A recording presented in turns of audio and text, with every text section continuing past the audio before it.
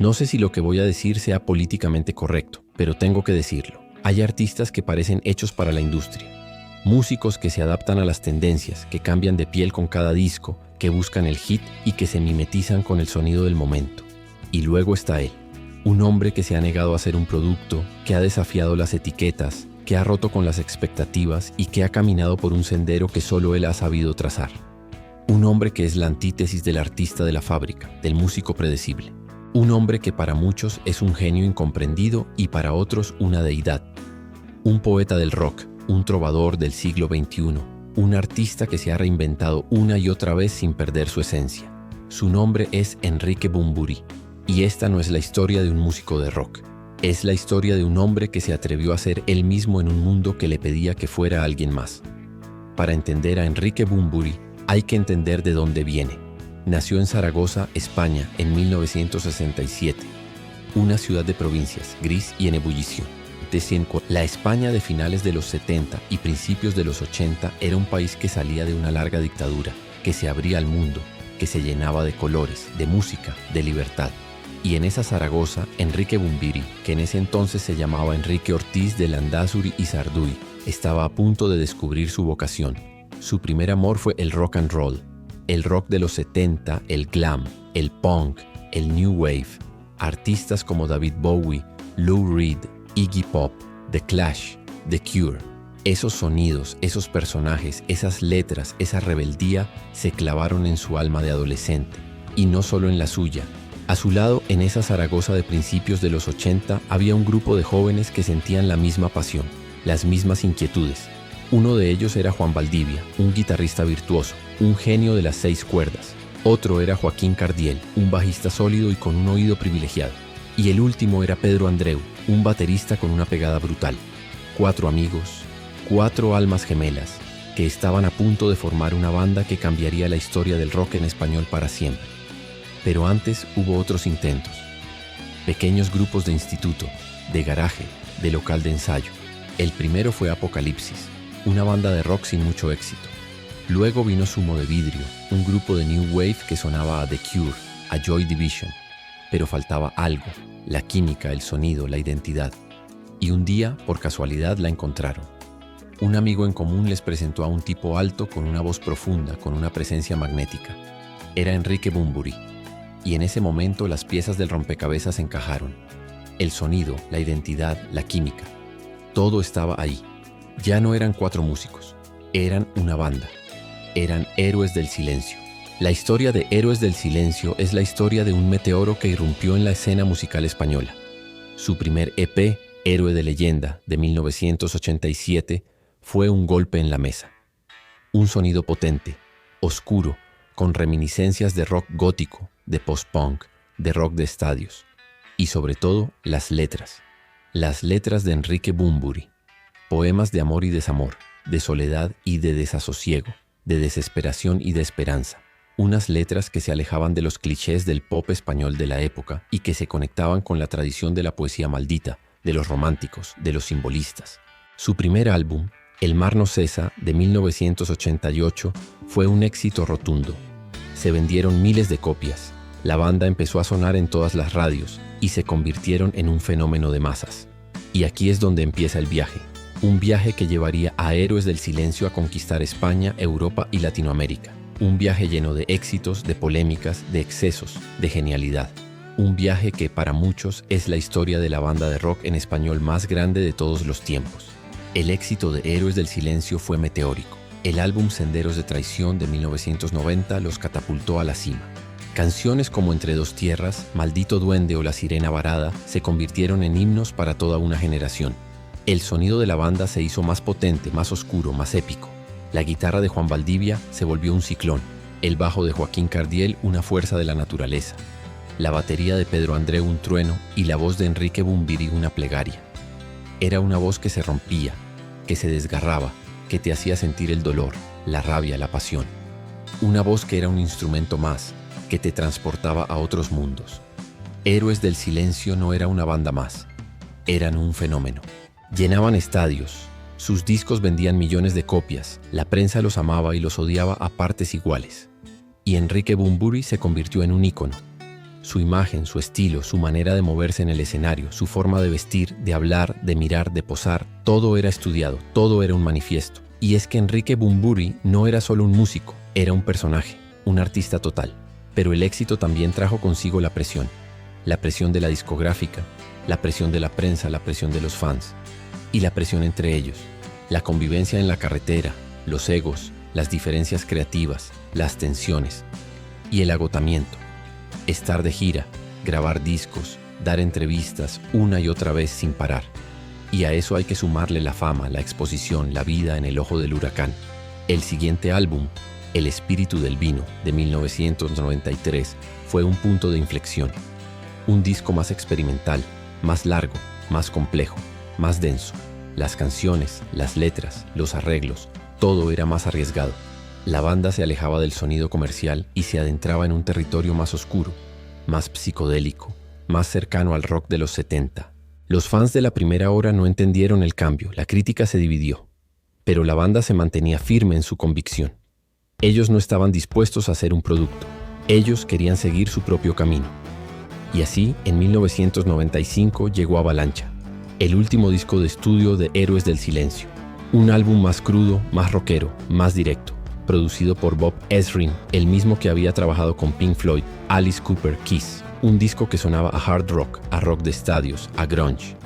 Y las letras de Enrique Bunbury, más rabiosas, más desesperadas, más desoladoras que nunca. Avalancha fue un éxito de ventas. La banda volvió a la cima, pero las grietas ya eran demasiado grandes. Las tensiones en el seno de la banda eran insostenibles. Las diferencias creativas, las peleas, la incomunicación. Todo estalló en la gira de 1996. La banda decidió separarse, o al menos tomarse un descanso. Pero no era un descanso. Era el final. Héroes del Silencio dejaba de existir. Un final amargo para una historia de éxito. Una historia que había durado casi una década y que había marcado a una generación. Una historia que para muchos había llegado a su fin. Pero para Enrique Bunbury era el comienzo de algo nuevo. El comienzo de un camino en solitario. Un camino en el que se arriesgaría a perderlo todo, a empezar de cero, a romper con el pasado y a reinventarse una y otra vez. Un camino en el que, como siempre, no se parecería a nadie, y en el que demostraría que un artista no se define por la banda en la que está, sino por la música que hace. La separación de Héroes del Silencio no fue un final, fue una transición, y para Enrique Bunbury la transición fue radical. Se alejó del rock de guitarras, de los riffs épicos, de la batería tronadora y del bajo contundente, y se sumergió en un universo sonoro completamente diferente. Su primer álbum en solitario, Radical Sonora, de 1997, fue un shock para sus seguidores. Un disco electrónico con ritmos tribales, con samplers, con sonidos de Oriente Medio, con guitarras flamencas, con un aire a David Bowie en su etapa berlinesa, a Lou Reed, a Beck. Radical Sonora era un álbum arriesgado, valiente y una declaración de intenciones. Enrique Bunbury no iba a hacer un disco de Héroes del Silencio. No iba a vivir del pasado. Iba a empezar de cero, a romper con todo, a buscar su propio camino. El disco fue un fracaso comercial. La crítica lo despedazó y los fans lo rechazaron. Decían que no era rock, que era una traición. Y tenían razón. No era rock. Era otra cosa. Era la música de un hombre que se negaba a ser una caricatura de sí mismo. La música de un artista que buscaba la libertad creativa por encima de todo. Radical Sonora fue un disco incomprendido, pero con el tiempo se ha convertido en una obra de culto. Un álbum que anticipó el sonido de muchos artistas que vendrían después. Un disco que demostró que Enrique Bunbury era un visionario. Después del fracaso, Enrique Bunbury se aisló. Se fue a vivir a una casa en el campo, en un pueblo pequeño, en mitad de la nada. Y ahí, en esa soledad, en ese silencio, en ese aislamiento, encontró la inspiración para su siguiente álbum, Pequeño, de 1999. Un disco que era la antítesis de Radical Sonora. Un álbum acústico, íntimo, con arreglos de cuerdas, de vientos, de acordeón. Un disco que sonaba a Jacques Brel, a Tom Waits, a Nick Cave, a Kurt Weill. Un disco que era un viaje a la melancolía, a la nostalgia, al dolor, a la fragilidad. Un disco que hablaba de la vida, de la muerte, del amor, del desamor, del tiempo. Y esta vez la jugada le salió bien. Pequeño fue un éxito de ventas. La crítica se rindió a sus pies y los fans lo abrazaron. Enrique Bunbury demostró que no solo era un poeta del rock, sino un trovador, un crooner, un artista que podía hacer cualquier cosa, que podía pasar de la electricidad a la acústica, del ruido al silencio, de la rabia a la tristeza, y lo hizo con una elegancia, con una maestría, con una sensibilidad que nadie se esperaba. El éxito de pequeño le dio la confianza para seguir experimentando.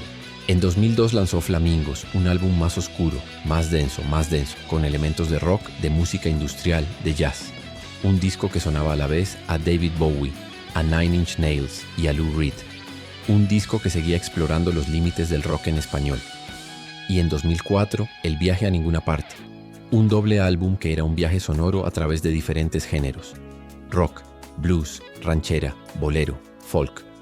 Un disco que era una celebración de la música, una obra maestra, un compendio de toda la música que a Enrique Bunbury le había influenciado a lo largo de su vida. Y así, poco a poco, Enrique Bunbury se fue forjando un camino en solitario. Un camino en el que en lugar de vivir de la nostalgia, se arriesgaba, se reinventaba, se superaba. Y un camino en el que, en lugar de ser una caricatura de su pasado, se convertía en un artista en constante evolución. Después del viaje a ninguna parte, Enrique Bunbury se tomó un respiro. Y lo hizo para volver a sorprender a todos. En 2005 anunció su primera colaboración con el escritor y dramaturgo Nacho Vegas. El resultado fue El tiempo de las cerezas, un álbum de rock and roll, de folk, de blues, de boleros. Un disco que era un diálogo entre dos voces, dos sensibilidades, dos maneras de entender la música y la vida. El álbum fue un éxito de crítica y de público, y demostró una vez más la versatilidad de Enrique Bunbury, un artista que no tenía miedo de salirse de su zona de confort, un artista que se atrevía a experimentar con nuevos sonidos, con nuevos géneros, con nuevos compañeros de viaje. Después de esta colaboración, Enrique Bunbury se sumergió en un proyecto que tenía en mente desde hacía mucho tiempo. Un álbum que fuera un homenaje al rock, al blues, a los sonidos de la América profunda. El resultado fue Hellbill Deluxe, de 2008, un disco grabado en los estudios de Paco Loco, en el puerto de Santa María, con una banda de músicos que sonaban a lo que eran, una banda de rock. Un álbum que era un regreso a los orígenes. Un disco de guitarras, de bajos, de baterías, de rock and roll. Un disco que era una celebración de la música. Una obra maestra, un compendio de toda la música que a Enrique Bunbury le había influenciado a lo largo de su vida. Pero la historia de Enrique Bunbury no es solo la historia de sus discos. Es la historia de su banda, Los Santos Inocentes. Una banda de músicos que no son solo músicos, son una familia. Una banda de amigos que comparten la misma pasión por la música, las mismas inquietudes, el mismo sentido del humor. Una banda que ha acompañado a Enrique Bunbury en su camino en solitario y que ha sido un pilar fundamental en su carrera. Los Santos Inocentes, con el guitarrista Ramón Gacías, el bajista Jorge Rebenaque, el teclista Jordi Nogués y el baterista Quino, han sido el motor de la música de Enrique Bunbury en los últimos años. Un motor que no ha parado de sonar, de crecer, de evolucionar. La música de Enrique Bunbury en los últimos años es la música de un hombre maduro, un hombre que ha vivido, que ha amado, que ha sufrido, que ha caído y se ha vuelto a levantar. Un hombre que ya no tiene que demostrarle nada a nadie. Un hombre que hace la música que le da la gana y que lo hace con una honestidad, con una autenticidad, con una pasión que te desarma. Un ejemplo de esto es su álbum Palo Santo, de 2013. Un disco más electrónico, más oscuro, más introspectivo. Un disco que hablaba de la crisis económica, de la crisis social, de la crisis personal. Un disco que era una radiografía del alma de un hombre que no se conforma, que no se rinde, que sigue buscando, que sigue luchando. Y así, poco a poco, Enrique Bunbury se ha ido forjando un camino en solitario. Un camino en el que, en lugar de vivir de la nostalgia, se arriesgaba, se reinventaba, se superaba.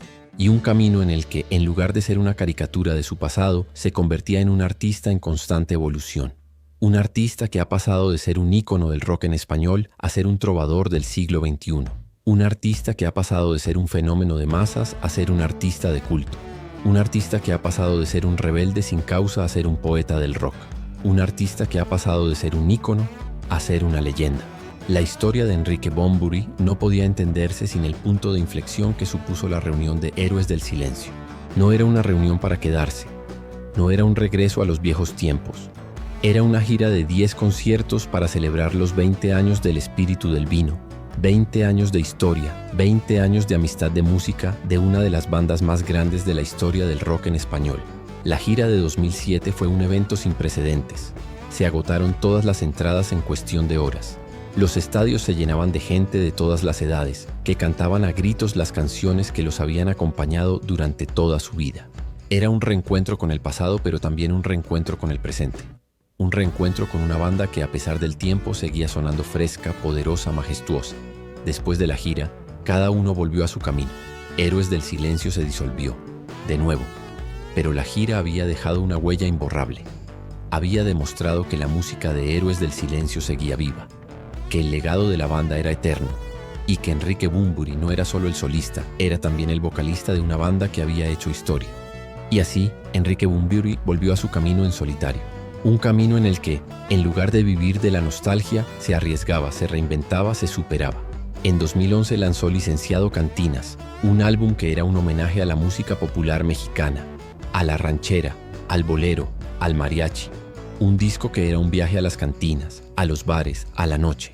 Un disco que era una celebración de la vida, de la muerte, del amor, del desamor.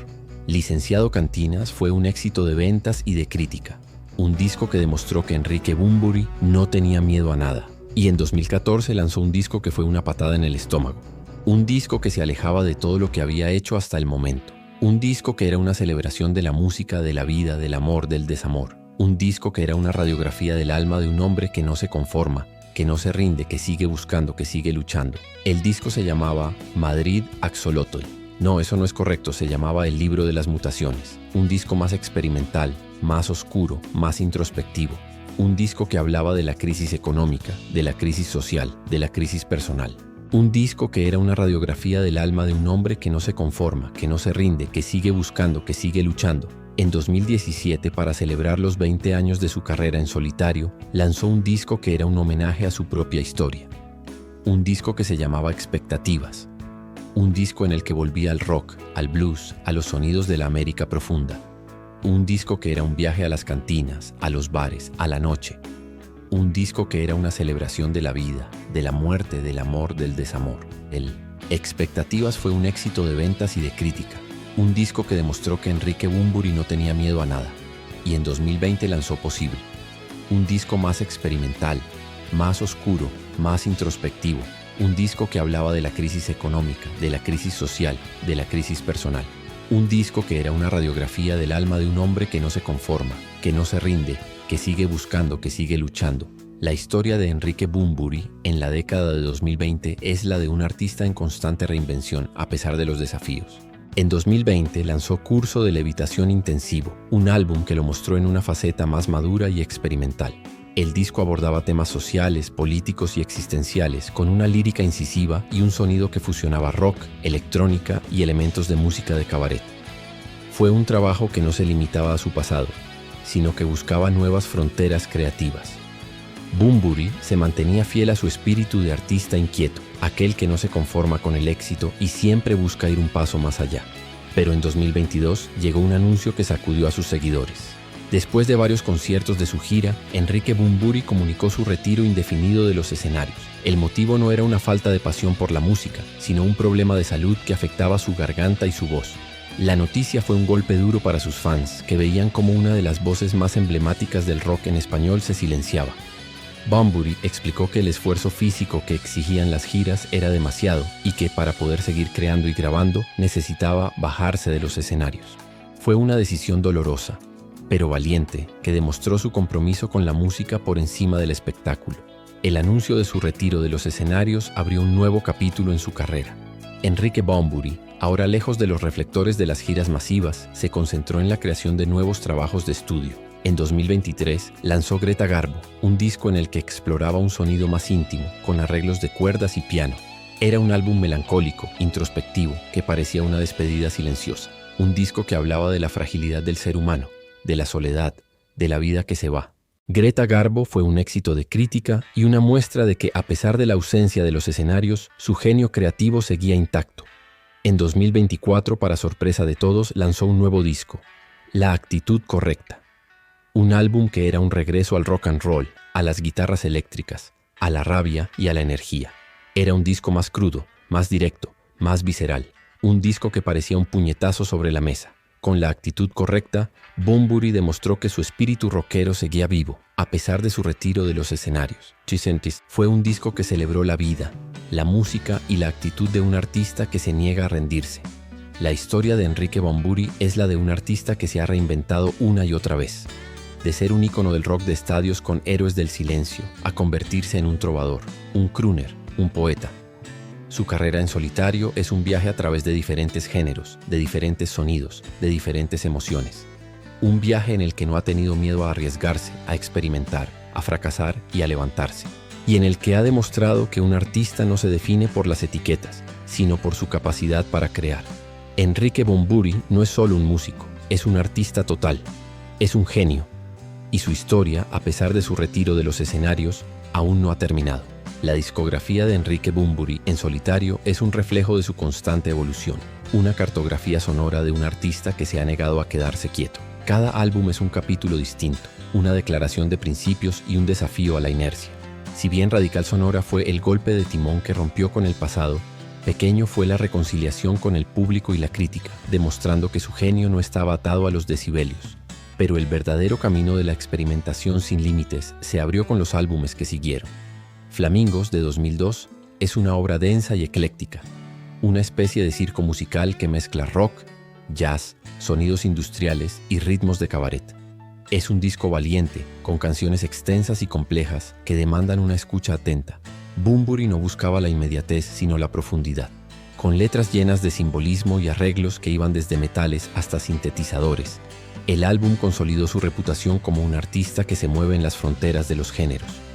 Luego llegó el ambicioso El viaje a ninguna parte, un doble álbum de 2004 que es quizás el punto culminante de su primera etapa en solitario. Es un disco río, un viaje a través de las influencias musicales que forjaron a Bunbury. Hay rancheras, boleros, cumbia, tangos, rock and roll y folk. Es una obra monumental, un compendio de su talento como letrista y su capacidad para interpretar cualquier estilo con una voz única. Canciones como Los restos del naufragio o El anhelo son ejemplos de su maestría para crear atmósferas y narrativas complejas. La colaboración con Nacho Vegas en El tiempo de las cerezas, 2006, fue otra muestra de su versatilidad. El disco es un diálogo entre dos poetas, una conversación entre la melancolía de Vegas y el lirismo de Bunbury. Es una obra oscura con un sonido crudo y orgánico que evoca la música de Nick Cave o Leonard Cohen. El álbum demostró que Bunbury no temía compartir el protagonismo y que su música podía crecer y enriquecerse al lado de otro gran talento. Con Hellbilly Deluxe, 2008, Bunbury volvió a la senda del rock puro y visceral. Grabado en un estudio analógico, el disco tiene un sonido crudo y potente, con reminiscencias de rock clásico y de garaje. Fue un regreso a los orígenes, un guiño a sus primeros amores musicales, pero sin perder la sofisticación lírica que lo caracteriza. Canciones como El hombre delgado que no flaqueará jamás o de esclavitud y cadenas son himnos de rock que se han convertido en imprescindibles en sus conciertos. La constante reinvención de Enrique Bunbury a través de su discografía es lo que lo ha mantenido relevante y lo ha alejado de la etiqueta de ídolo de masas. Es un artista que no vive del pasado, sino que lo celebra al mismo tiempo que explora nuevos territorios. Su carrera en solitario es un testimonio de un artista que se niega a estancarse, que se atreve a romper con las expectativas y que en cada disco nos regala un pedazo de su alma. La siguiente etapa en la carrera de Enrique Bunbury se caracterizó por una profundización en su búsqueda musical y lírica. Con Las consecuencias de 2010 se adentró en un sonido más íntimo y minimalista. A diferencia de la exuberancia de sus trabajos anteriores, este disco se sentía como una colección de canciones de madrugada, con atmósferas sombrías, pianos melancólicos, y la voz de Bunbury como el hilo conductor de historias de amor, soledad y decadencia. Era un álbum para una escucha solitaria, un trabajo valiente que demostraba su capacidad para despojarse de artificios y exponer la esencia de sus composiciones. No buscaba un hit, buscaba un sentimiento. Con Licenciado Cantinas de 2011 dio otro giro inesperado. Este álbum es un homenaje a la música popular latinoamericana, una especie de viaje a las cantinas de México y otros países. Bunbury reinterpretó boleros, rancheras y cumbias, dándoles su sello personal. El disco no fue solo un tributo, fue una apropiación. Con su voz profunda y teatral, transformó clásicos en canciones propias, demostrando que su talento no tenía fronteras geográficas ni de género. Licenciado Cantinas fue un éxito de ventas y le abrió las puertas a un público que no lo conocía, consolidando su estatus de ícono en Latinoamérica. El álbum Palo Santo de 2013, sin embargo, fue un regreso a un sonido más oscuro y social. Es un disco que refleja la crisis económica y social de la época, con una lírica más crítica y un sonido que fusiona rock, electrónica y elementos de música industrial. Es una obra densa, con canciones que hablan de la rabia, el desencanto y la búsqueda de un futuro. Fue un disco valiente, que no temió abordar temas difíciles y que mostró a un Bunbury más maduro y consciente de su entorno. A pesar de las constantes variaciones en su sonido, hay un hilo conductor que une toda su discografía en solitario: la poesía de sus letras. Enrique Bunbury es ante todo un poeta. Sus canciones están llenas de metáforas, de referencias literarias y de un lirismo que lo diferencia de la mayoría de los músicos. Sus letras son complejas, abiertas a la interpretación y reflejan una visión del mundo llena de melancolía, de rebeldía y de una profunda búsqueda de la verdad. El legado de Bunbury no está solo en sus discos, está en la forma en que ha abordado su carrera, en su constante necesidad de reinventarse, en su negativa a ser un producto, en su compromiso con el arte por encima del éxito comercial. Ha sido un faro para muchos artistas que buscan un camino más allá de lo predecible, un ejemplo de que el arte, para ser trascendente, debe ser honesto y valiente. La vida de Enrique Bunbury no se detuvo con los discos. Paralelo a su carrera en solitario, se involucró en proyectos que enriquecieron aún más su figura artística. En 2005 se unió a Andrés Calamaro, Jaime Urrutia y Loquillo para grabar Homenaje a Las Vegas, un disco de versiones de temas de Tom Waits. El proyecto, aunque con sus detractores, fue una muestra de su capacidad para explorar el cancionero de otros y hacer lo propio. Su faceta como productor también es digna de mención. A lo largo de los años ha producido discos para artistas como la banda española de rock and roll La Cabra Mecánica y la cantante de música electrónica Noni López. Su trabajo como productor ha sido una extensión de su visión musical, un vehículo para ayudar a otros artistas a encontrar su sonido y a plasmar sus ideas en el estudio. Pero quizás uno de los proyectos más interesantes en los que se ha involucrado es el documental El Camino Más Largo de Alexis Morante, lanzado en 2016.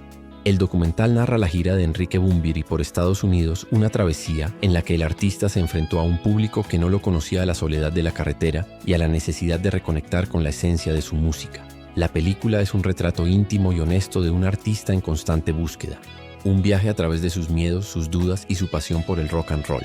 La historia de Enrique Bunbury es la historia de un hombre que se ha negado a ser un producto, que ha desafiado las etiquetas, que ha roto con las expectativas y que ha caminado por un sendero que solo él ha sabido trazar. Un hombre que para muchos es un genio incomprendido y para otros una deidad.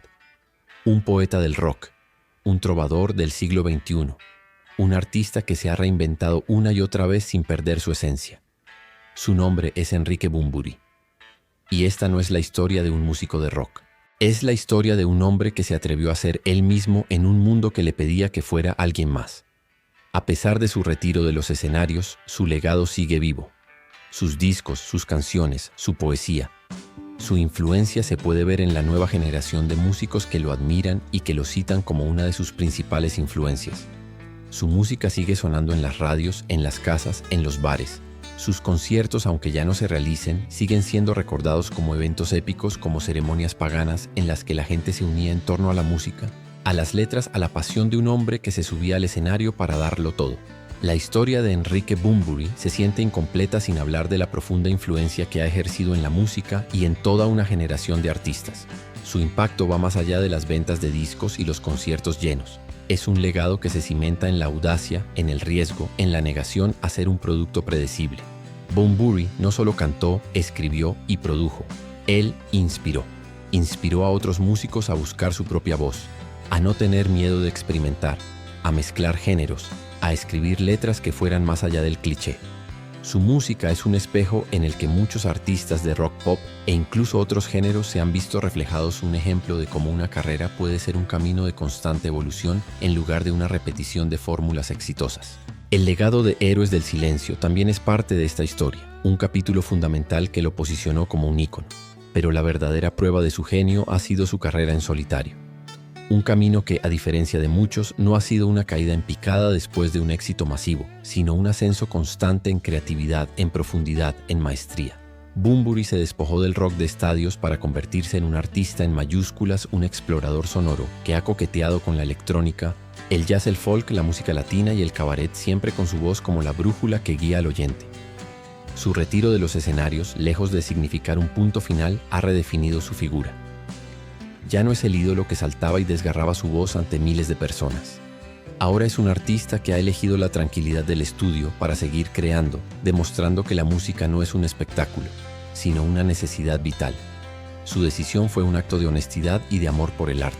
La historia de Enrique Bunbury es la historia de un hombre que se atrevió a ser él mismo en un mundo que le pedía que fuera alguien más. Es la historia de un poeta que se atrevió a ser un rockstar y de un rockstar que se atrevió a ser un poeta. Un hombre que a través de su música nos ha mostrado que la verdadera libertad se encuentra en la reinvención constante, en la búsqueda incansable de la belleza, de la verdad, del arte. Así que después de un viaje por toda su carrera, te pregunto, ¿es Enrique Bunbury solo un músico? ¿O es, como muchos creemos, una de las últimas grandes leyendas que la música en español ha dado al mundo?